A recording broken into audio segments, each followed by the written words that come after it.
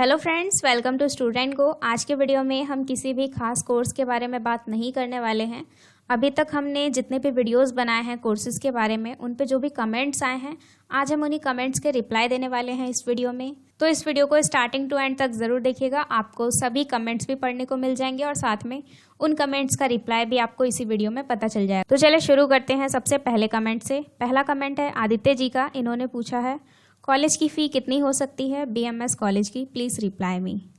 और वैसे यहाँ पे जो मैंने कमेंट का स्क्रीनशॉट लगाया है ये थोड़ा ब्लर है, इसीलिए मैंने उनका टेक्स्ट भी यहाँ पर लिख दिया है, आप इसे इजीली रीड कर सकते हैं। तो कॉलेज की फ़ीस की अगर हम बात करें तो BMS कोर्स की किसी भी कॉलेज में एवरेज फ़ीस हो सकती है 8,000 से 2 लाख पर एनम की। और जैसा कि मैं आपको हर एक वीडियो में बता देती हूँ कि सभी कोर्सेज़ की जो फ़ीस होती है वो अलग अलग कॉलेज में अलग अलग होती है, और खासकर प्राइवेट कॉलेज की फ़ीस थोड़ी हाई होती है, लेकिन जो गवर्नमेंट कॉलेज होते हैं उनमें कम फीस लगती है। चलिए बढ़ते हैं नेक्स्ट कमेंट की तरफ। हमारा अगला कमेंट है शिवम वर्मा जी की तरफ से। इन्होंने पूछा है दी मैथ का बनना चाहते हैं, कैसे करेंगे, पूरी इन्फॉर्मेशन बता दो, कितने पेपर होंगे, कैसे होंगे, ये पूरी डिटेल अच्छे से बता दो प्लीज़। तो इन्हें मैथ का टीचर बनना है और उसके बारे में ही इन्हें डिटेल चाहिए। तो मैथ का टीचर बनने के लिए मैं आपको बता दूं कि सबसे पहले आपको नीड होगी पोस्ट ग्रेजुएशन की। सबसे पहले आपको PG करना है विद एटलीस्ट 50% मार्क्स से कम आपके 50% मार्क्स होने चाहिए PG में। इसके बाद आप B.Ed कर सकते हैं, या फिर ऐसा भी कर सकते हैं कि आप ग्रेजुएशन के बाद B.Ed कर लीजिए, उसके बाद पोस्ट ग्रेजुएशन कर लीजिए। मतलब कि पोस्ट ग्रेजुएशन और साथ में B.Ed, ये दोनों कोर्सेज का होना ज़रूरी है। ये दोनों आपको किस स्ट्रीम से करना है आप वो भी देख लीजिए। अगर आपको PGT मैथ बनना है तो आप पोस्ट ग्रेजुएशन या तो मैथमेटिक्स से कीजिएगा, या फिर अगर आप मैथमेटिक्स से नहीं कर पाते तो कम से कम अप्लाइड मैथमेटिक्स से कीजिएगा, तभी आप PGT मैथ बन पाएंगे। और रही बात पोस्ट ग्रेजुएशन की, तो पोस्ट ग्रेजुएशन में आप जैसे कि MA कर सकते हैं, MSc, MCA, या फिर आप PhD भी कर सकते हैं। इसके अलावा एनी मास्टर्स डिग्री, इसके अलावा आप कोई भी मास्टर डिग्री कर सकते हैं। बस आपको डिसिप्लिन अपना ध्यान में रखना है कि आपका जो डिसिप्लिन होना चाहिए वो मैथमेटिक्स या फिर अप्लाइड मैथमेटिक्स होना चाहिए, तभी आप PGT मैथ बन सकते हैं। तो चलिए बढ़ते हैं नेक्स्ट कमेंट की तरफ। नेक्स्ट कमेंट है मुकेश आर्या जी का। इन्होंने पूछा है मैम हिंदी से MBA कर सकता है कोई? तो इन्होंने बहुत ही बढ़िया क्वेश्चन पूछा है और इसका आंसर है यस, आप हिंदी मीडियम से MBA कर सकते हैं। पहले ऐसा होता था कि MBA का कोर्स सिर्फ और सिर्फ इंग्लिश मीडियम में अवेलेबल होता था, लेकिन अब कुछ ऐसे यूनिवर्सिटीज़ और कॉलेज हैं इंडिया में जो MBA हिंदी मीडियम से ऑफ़र करते हैं। मतलब अभी भी ज़्यादातर कॉलेज और यूनिवर्सिटी MBA हिंदी मीडियम से नहीं कराते हैं, बहुत ही कम कॉलेज यूनिवर्सिटीज़ हिंदी मीडियम से MBA कराते हैं। और मैं आपको बता दूं कि MBA हिंदी मीडियम की उतनी वैल्यू नहीं है, अगर इंग्लिश से करते हैं तो उसकी ज़्यादा वैल्यू होती है। और मैं आपको कुछ यूनिवर्सिटी और कॉलेज के नाम यहाँ पर दिखा देती हूँ जहाँ से आप MBA हिंदी मीडियम में कर सकते हैं। तो सबसे पहला है बनारस हिंदू यूनिवर्सिटी। यहाँ से आप MBA हिंदी मीडियम में रेगुलर मोड से कर सकते हैं, और अगर आपको MBA हिंदी मीडियम में डिस्टेंस मोड से करना है तो आप चुन सकते हैं महात्मा गांधी इंटरनेशनल हिंदी यूनिवर्सिटी को। यहाँ से आप डिस्टेंस लर्निंग कर सकते हैं MBA की। इसके अलावा मुंबई यूनिवर्सिटी भी है और Swasthya Vidyapeeth institute of management and technology. ये हैं कुछ यूनिवर्सिटी के नाम जहाँ से आप MBA हिंदी मीडियम में कर सकते हैं। तो आई होप आपको रिप्लाई मिल गया होगा आपके कमेंट का। चलिए हम नेक्स्ट कमेंट रीड करते हैं। नेक्स्ट कमेंट है R मौर्य जी की तरफ से। इन्होंने पूछा है क्या इग्नू से PhD भी ओपन से कर सकते हैं? तो यस ऑफकोर्स, आप इग्नू से PhD ओपन से कर सकते हैं। बस ये आप ध्यान रखिएगा कि आप PhD किस सब्जेक्ट में करना चाहते हैं, क्योंकि सभी सब्जेक्ट से इग्नू में अवेलेबल तो नहीं है PhD, बट कुछ ऐसे सब्जेक्ट हैं जिनमें इग्नू ऑफर करता है PhD का कोर्स। तो आप इग्नू का प्रोस्पेक्टस चेक कर सकते हैं, उसमें आपको पता चल जाएगा कि इग्नू जो है वो PhD किन किन सब्जेक्ट में ऑफर करता है। इसके बाद चलते हैं नेक्स्ट कमेंट की तरफ। ये है विपिन यादव जी की तरफ से। इन्होंने पूछा है मैम BDO के लिए BA में कौन से सब्जेक्ट लेने चाहिए?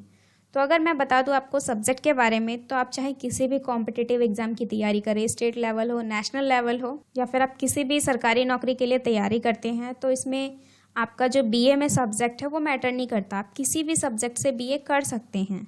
और रही बात सब्जेक्ट की, तो आप यहाँ से सब्जेक्ट का कॉम्बिनेशन चेक कर सकते हैं। यहाँ मैंने एक कॉम्बिनेशन का एक स्क्रीनशॉट लगा दिया है। ये कुछ सब्जेक्ट के बेस्ट कॉम्बिनेशन है, इनमें से आप चुन सकते हैं आपको कौन सा सब्जेक्ट पढ़ना ज़्यादा पसंद है, उसके हिसाब से आप एक कॉम्बिनेशन सेलेक्ट कर सकते हैं। एक कॉम्बिनेशन में आपके 2 मेन सब्जेक्ट हैं, साथ में जो तीसरा सब्जेक्ट होगा वो एक लैंग्वेज सब्जेक्ट हो सकता है। इसके बाद बढ़ते हैं हम नेक्स्ट कमेंट की तरफ। ये कमेंट है किशोर जी की तरफ से। मैम मुझे एयर हॉस्टेस बनना है, please send me video after class 12। क्या करना चाहिए आफ्टर 12th? इन्होंने कहा है कि इन्हें एयर हॉस्टेस बनना है और इन्हें एक ऐसी वीडियो चाहिए जिसमें मैं ये बताऊं कि क्लास 12th के बाद हमें क्या करना चाहिए। तो क्लास 12th के बाद आपको कोई ऐसा इंस्टीट्यूट ज्वाइन करना चाहिए जो आपको एयर हॉस्टेस की ट्रेनिंग दे सके और उसी ट्रेनिंग के बाद ही आप एयर हॉस्टेस बन पाएंगे। इसके अलावा अगर आपको अदर इन्फॉर्मेशन चाहिए तो हमारी जल्द ही एक वीडियो आएगी जिसमें हम आपको 12th के बाद बताएंगे कि आपको एयर हॉस्टेस बनने के लिए क्या करना चाहिए, 12th के बाद क्या प्रोसेस होता है। फिर है हमारा नेक्स्ट कमेंट बसंत कुमार जी की तरफ से। Thank you ma'am. मैम मैं विलेज से हूँ तो क्या मैं ये तैयारी कर सकती हूँ आराम से? प्लीज़ मैम रिप्लाई कर दीजिए, आपकी एक रिप्लाई मेरी लाइफ बना सकती है। इन्होंने ये कमेंट किया था यूपीएससी की वीडियो पे, तो मैं आपको बता दूं कि यस ऑफ कोर्स आप यूपीएससी की तैयारी आसानी से कर सकते हैं विलेज में रहते हुए भी, और आप नेट पे भी सर्च कर सकते हैं। ऐसे कई सारे यूपीएससी के स्टूडेंट हैं जिन्होंने विलेज में रह के ही तैयारी भी की है और ना सिर्फ तैयारी की है बल्कि यूपीएससी क्रैक भी किया है। तो इसीलिए अगर आप मेहनत कर रहे हैं तो आप विलेज में रह के भी यूपीएससी का एग्ज़ाम क्रैक कर सकते हैं। नेक्स्ट कमेंट है चंद्रा कुमार जी की तरफ से। मैम बीए के बाद टीईटी कर सकती हूँ या नहीं? और इन्होंने दूसरा कमेंट किया है मैम बीए में कितने नंबर होने चाहिए? तो सबसे पहले आपने पूछा है मैम बीए के बाद टीईटी कर सकती हूँ या नहीं। तो बीए के बाद आप टीईटी तभी कर सकते हैं जब आपने बीए के अलावा बीएलएड, डीएलएड या फिर बीएड किया हो। अगर आपने इन तीनों में से कोई भी एक करा है बीए के बाद तभी आप टीईटी कर सकते हैं, या फिर कोई अदर टीचर ट्रेनिंग का कोर्स करा है बीए के साथ साथ तो भी आप टीईटी दे सकते हैं। लेकिन अगर आप चाहें कि आप सिर्फ बीए के बाद टीईटी का एग्ज़ाम देना चाहते हैं तो ऐसा पॉसिबल नहीं है। उसके लिए आपको कोई ना कोई टीचर ट्रेनिंग कोर्स की ज़रूरत पड़ेगी। और अगर बात करें बीए में मार्क्स की तो आपके कम से कम 50% मार्क्स होने चाहिए ग्रेजुएशन में, और जो रिजर्व्ड कैटेगरी के स्टूडेंट होते हैं उनसे कम से कम 45% मार्क्स की डिमांड होती है ग्रेजुएशन में। नेक्स्ट कमेंट है हमारा कुंती बाई जी की तरफ से। इन्होंने पूछा है ग्रेजुएट प्राइवेट देके हुए हैं तो यूपीएससी एग्ज़ाम दे सकते हैं या नहीं? तो इसका आंसर है यस, आप डेफिनेटली यूपीएससी का एग्ज़ाम दे सकते हैं, चाहे आपने ग्रेजुएशन प्राइवेट से किया हो या फिर रेगुलर से किया हो। ग्रेजुएशन में आपके कितने मार्क्स आए हैं ये सब मैटर नहीं करता, बस आपको ग्रेजुएट होना ज़रूरी है यूपीएससी के लिए। और मैं आपको बता दूं कि ज़्यादातर स्टूडेंट जो यूपीएससी की तैयारी करते हैं वो अपना ग्रेजुएशन प्राइवेट से ही करते हैं ताकि उन्हें डेली कॉलेज आना जाना ना पड़े और वो अपना ज़्यादा से ज़्यादा ध्यान यूपीएससी की तैयारी में लगा सकें। तो इसीलिए इसका आंसर है यस, आप ज़रूर यूपीएससी की तैयारी कर सकते हैं। सो हमारा नेक्स्ट कमेंट है सना की दुनिया। इन्होंने पूछा है टीटी का एग्ज़ाम 1 से 5 तक बहुत टफ होता है, और इनका सेकंड कमेंट है और प्राइमरी ही करनी है तो एक ही पेपर देना होगा 1st से 5th तक का, क्या क्या आएगा पेपर में? सबसे पहले आपने पूछा है कि 1st से 5th तक का बहुत टफ होता है एग्ज़ाम, तो ऐसा बिल्कुल भी नहीं है, बहुत ज़्यादा टफ नहीं होता। अगर आप अच्छे से तैयारी करते हैं तो आपके लिए एग्ज़ाम बहुत ही ईजी पड़ेगा। और बात करते हैं अगर प्राइमरी की, अगर आपको प्राइमरी लेवल का टीचर बनना है तो आपको सिर्फ एक ही पेपर देना होगा। और पेपर में क्या क्या आएगा तो वो आप यहाँ पर देख सकते हैं एग्ज़ाम पैटर्न में। पेपर में आपके जो सब्जेक्ट है वो यहाँ पर दिए हुए हैं, इधर क्वेश्चंस दिए हुए हैं और इधर टोटल मार्क्स दे रखे हैं। आप चाहें तो इसका स्क्रीनशॉट भी ले सकते हैं। तो चलिए बढ़ते हैं नेक्स्ट कमेंट की तरफ। नेक्स्ट कमेंट है ब्यूटी विद अफरीन। इन्होंने पूछा है मैम मेरा 12th साइंस से हुआ है और अभी हमारे पास एक कॉलेज है, वो इस 3 ईयर्स के कोर्स को सिर्फ 1 ईयर का बता रहे हैं, क्या ये सही है? और फ़ी 1 ईयर की 44,000 बता रहे हैं और मैं अभी 12th पास हूँ बस साइंस से, प्लीज़ रिप्लाई। इन्होंने ये कमेंट किया था बी वॉक की वीडियो पे। तो जैसा कि मैं आपको बता दूँ कि बी वॉक एक जो कोर्स है, अगर हम इसे 1 साल करने के बाद छोड़ देते हैं तो हमें मिलती है डिप्लोमा का सर्टिफिकेट। अगर हम बी वॉक का कोर्स 2 साल करके छोड़ देते हैं तो हमें मिलता है एडवांस डिप्लोमा का सर्टिफिकेट। और अगर हम 3 साल कर लेते हैं पूरा तभी हमें डिग्री का सर्टिफिकेट मिलता है। तो एक चीज़ ध्यान रखिए, अगर कोई कॉलेज आपको ये 3 साल के कोर्स को 1 साल का बता रहा है तो इसका मतलब आपको वहाँ से बी वॉक का डिप्लोमा का सर्टिफिकेट मिलेगा, डिग्री का सर्टिफिकेट बिल्कुल भी नहीं मिल सकता, ना ही आपको एडवांस डिप्लोमा का मिलेगा 1 साल में। यहाँ पे आप चेक भी कर सकते हैं, ड्यूरेशन के अकॉर्डिंग बी वॉक का हमें सर्टिफिकेट मिलता है। तो जैसा कि आपने कहा कि वो कॉलेज इस कोर्स को 1 ईयर का बता रहे हैं तो आपको वो डिप्लोमा का ही सर्टिफिकेट देंगे, डिग्री का नहीं देंगे। और अगर आपको बी वॉक ही करना है और आपको डिग्री का भी सर्टिफिकेट चाहिए तो आप कोई और कॉलेज में जाइए जहाँ पर इसकी ड्यूरेशन 3 साल की हो और पूरे 3 साल का इस कोर्स को कंप्लीट कीजिएगा, तभी आपको डिग्री का सर्टिफिकेट मिल पाएगा। तो ये है आपका रिप्लाई। बढ़ते हैं हम नेक्स्ट कमेंट की तरफ। नेक्स्ट कमेंट है अभिषेक कुमार जी की तरफ से। अगर 12th में 45% हो और ग्रेजुएशन में 60% हो तो क्या सीटेट का पेपर फर्स्ट दे सकते हैं? तो इसका आंसर यस है। ये आपने बताया कि आपके 12th में 45% मार्क्स है लेकिन ग्रेजुएशन में 60% है, तो आप सीटेट का पेपर फर्स्ट दे सकते हैं। लेकिन इसकी एक कंडीशन है, अगर आपने ग्रेजुएशन के साथ साथ बीएड किया है तभी आप पेपर फर्स्ट दे पाएंगे। इसके बाद देखते हैं हम नेक्स्ट कमेंट। नेक्स्ट कमेंट है, क्या मैं इग्नू से बीएससी कर सकता हूँ डिस्टेंस से? तो इग्नू एक डिस्टेंस यूनिवर्सिटी है, तो ऑफकोर्स आप यहाँ से बीएससी डिस्टेंस मोड में कर सकते हैं।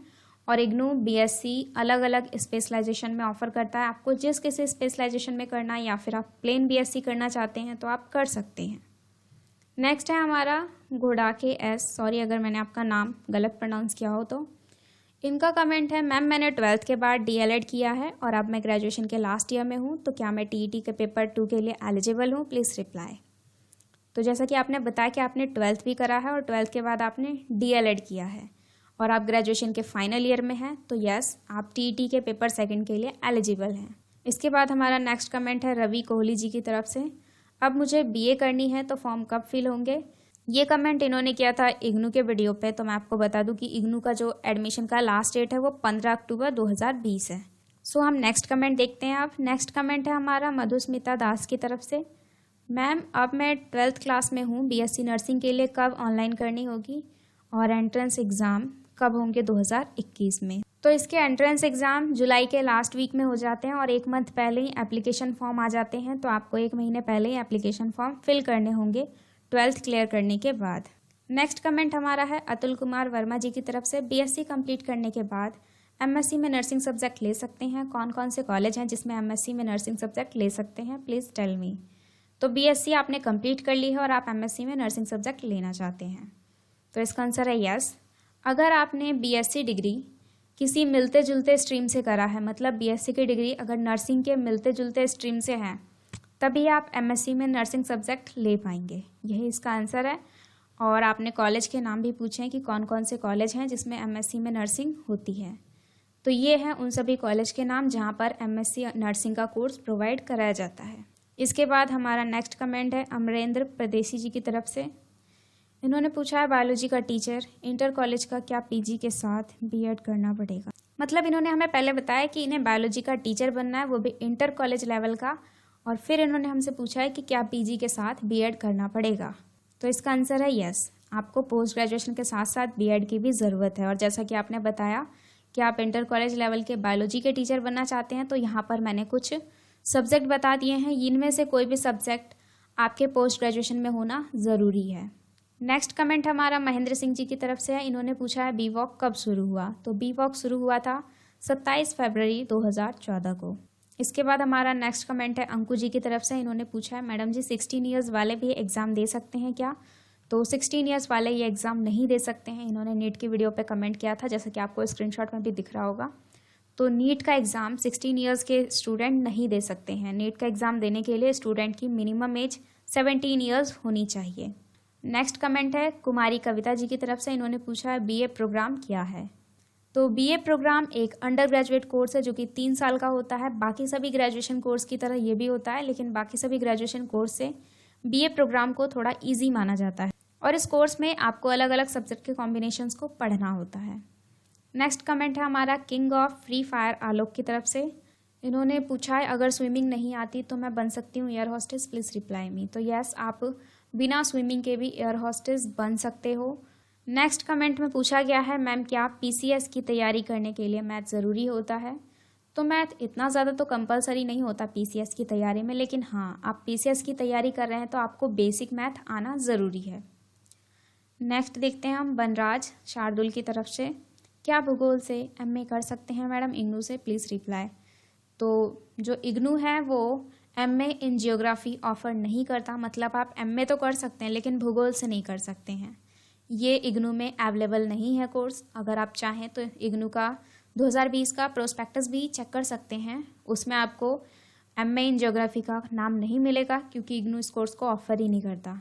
तो इसका आंसर है नो, आप इग्नू से इस कोर्स को नहीं कर सकते हैं। लेकिन फिर भी अगर आप डिस्टेंस मोड में एमए ज्योग्राफी करना चाहते हैं तो यहाँ पर 2 यूनिवर्सिटी के नाम मैंने आपको बता दिए हैं। एक तो है नालंदा ओपन यूनिवर्सिटी, यहाँ पे एमए ज्योग्राफी का कोर्स ओपन में कराया जाता है, और दूसरा है जीवाजी यूनिवर्सिटी जो कि ग्वालियर में है, यहाँ पर भी ये कोर्स अवेलेबल है।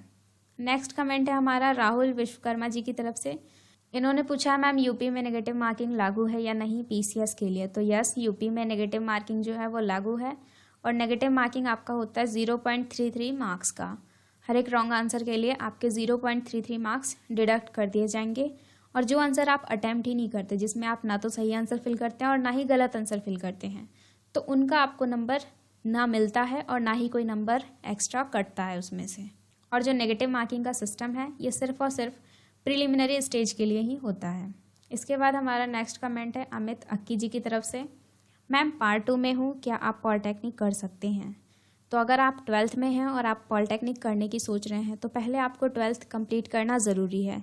या तो आप 10th कंप्लीट करने के बाद पॉलिटेक्निक कर सकते हैं या फिर 12th कंप्लीट करने के बाद ही पॉलिटेक्निक कर सकते हैं। आप 12th और पॉलिटेक्निक दोनों को एक साथ नहीं कर सकते। तो आप जब 12th में पहुंच ही चुके हैं तो थोड़ा सा वेट कर लीजिए। जैसे ही आप 12th क्लियर कर लेते हैं उसके बाद आप पॉलिटेक्निक कर सकते हैं। और अगर आप 12th के बाद ही पॉलिटेक्निक कर रहे हैं तो पॉलिटेक्निक को 12th के बेस पे कीजिएगा। इससे आपका ये प्रॉफिट होगा कि आपको पॉलिटेक्निक जो 3 साल की होती है वो सिर्फ 2 साल लगेगी करने में।